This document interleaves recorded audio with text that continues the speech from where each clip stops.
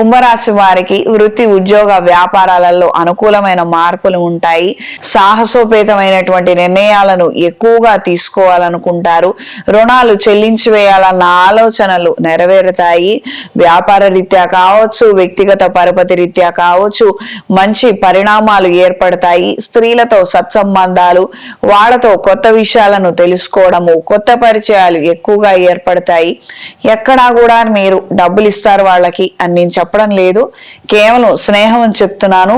అంతవరకు మాత్రం తెలుసుకోండి. స్నేహం అయింది కదా డబ్బులు కూడా ఇస్తానని నేను అన్నానని మాత్రం మీరు అపోహపడద్దు. ఎందుకంటే చాలా ముఖ్యమైన విషయము, ఇక్కడ బుధుడు శుక్రుడు ఉన్నాడు కాబట్టి అనేక రకాలైనటువంటి స్నేహాలు అవుతాయి. మూడొంతులు స్నేహ సంబంధాలు స్త్రీలతోటి అవటం అనేది జరుగుతుంది. అంతవరకే డబ్బులు మాత్రం వదిలించుకోవద్దు. రాహు ఉన్నాడు, ఇబ్బంది పడే అవకాశం ఉంటుంది. అప్రమత్తంగా ఉండండి.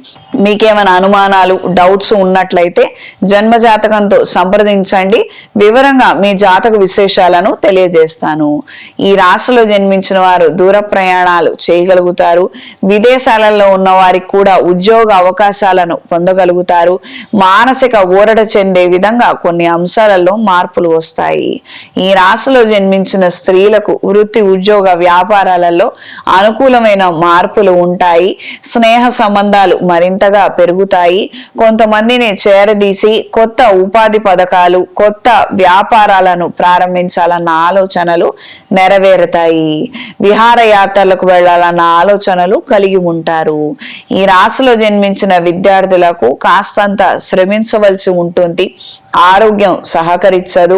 ముమ్మాటికి జాగ్రత్తలు అవసరము. కాన్సన్ట్రేషన్ లో లోపాలు ఉన్నవారు ప్రతిరోజు దక్షిణామూర్తి స్తోత్రాన్ని పఠించండి.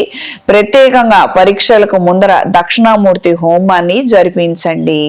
ఈ రాశిలో జన్మించిన వారికి ఈ వారం కలిసొచ్చే రంగు లేత నీలం రంగు, కలిసొచ్చే దిక్కు పడమర, కలిసొచ్చే సంఖ్య 5. ప్రతిరోజు శ్రీ వెంకటేశ్వర స్వామి వారి అష్టోత్తరాన్ని పఠించండి.